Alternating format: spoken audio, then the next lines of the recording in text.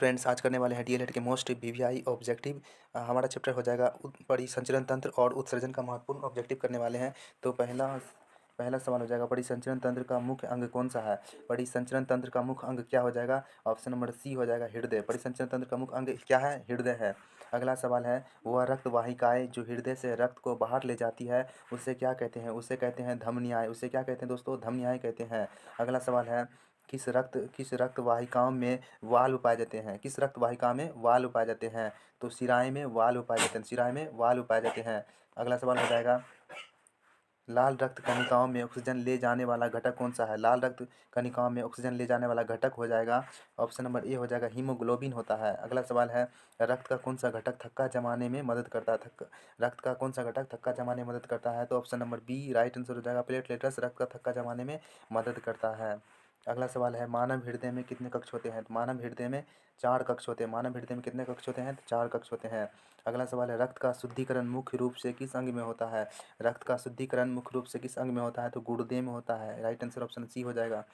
Next सवाल है, मानव हृदय में बाईं ओर क्या पाया जाता है। मानव हृदय में बाईं ओर क्या पाया जाता है, ऑक्सीजन युक्त रक्त रक्त पाया जाता है। अगला सवाल हो जाएगा, रक्त के कौन से घटक रोगों से लड़ने में मदद करते हैं। रक्त के कौन से घटक रोगों में लड़ने से मदद करते हैं। तो श्वेत रक्त कणिकाएं हो जाएगा आंसर। अगला सवाल है, रक्त संचार का अध्ययन क्या क्या कहलाता है। रक्त संचार का अध्ययन क्या कहलाता है। ऑप्शन नंबर ए हो जाएगा, कार्डियोलॉजी कहलाता है। अगला सवाल है, रक्त में सबसे अधिक मात्रा में कौन सा घटक पाया जाता है। ऑप्शन नंबर सी हो जाएगा, प्लाज्मा पाया जाता है। अगला सवाल है, रक्त में लाल रंग किसकी उपस्थिति के कारण होता है। तो ऑप्शन नंबर बी हो जाएगा, हीमोग्लोबिन के कारण होता है। अगला सवाल है, हृदय को ऊर्जा और ऑक्सीजन किससे प्राप्त होती है। ऑप्शन नंबर ए हो जाएगा, कोरोनरी धमनियों से प्राप्त होती है। अगला सवाल देखते हैं। अगला सवाल है, हृदय का कौन सा भाग शरीर के विभिन्न हिस्सों में रक्त पंप करता है। तो ऑप्शन नंबर बी हो जाएगा, बायां नीले हो जाएगा। अगला सवाल है, शिराएं रक्त को कहाँ ले जाती है। शिराएं रक्त को कहाँ ले जाती हैं। तो ऑप्शन नंबर सी हो जाएगा, हृदय हृदय की ओर ले जाती है। अगला सवाल है, रक्तचाप को मापा जाता है। रक्तचाप को मापा जाता है एस्मिगनोमीटर से मापा जाता है। अगला सवाल है, हृदय को धड़कने के लिए ऊर्जा किससे मिलती है। हृदय को धड़कने के लिए ऊर्जा किससे मिलती है। तो माइटोकॉन्ड्रिया से मिलती है। अगला सवाल है, फेफड़ों में रक्तचाप को सामान्य सामान्य रूप से क्या कहते हैं। फेफड़ों में रक्तचाप को सामान्य रूप से क्या कहते हैं।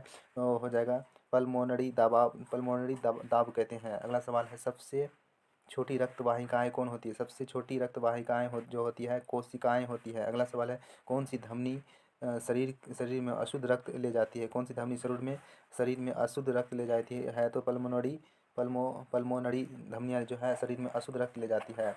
अगला सवाल है, रक्त किस अंग में ऑक्सीजन के साथ समृद्ध होता है। रक्त किस रंग में ऑक्सीजन के साथ समृद्ध होता है। तो आंसर हो जाएगा, फेफड़े के साथ समृद्ध होता है। अगला सवाल है, किस किस रक्त कणिका को फेगोसाइट्स कहा जाता है।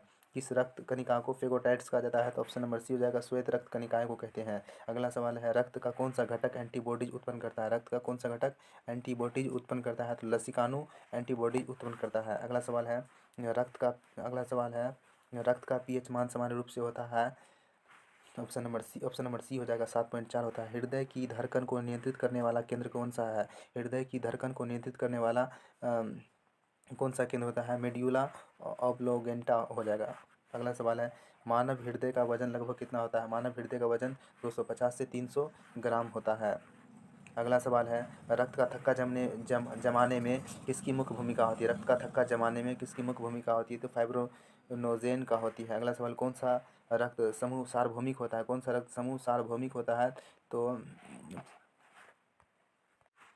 ओ माइनस हमारा सार्वभौमिक रक्त समूह हो जाएगा। अगला सवाल है, अगला सवाल, हृदय का वह भाग जो विद्युत आवेग उत्पन्न करता है वो हो जाएगा एस एन नोड हो जाएगा। रक्तचाप को प्रभावित करने वाला हार्मोन कौन सा। रक्तचाप को प्रभावित करने वाला हार्मोन एड्रेनलिन हो जाएगा।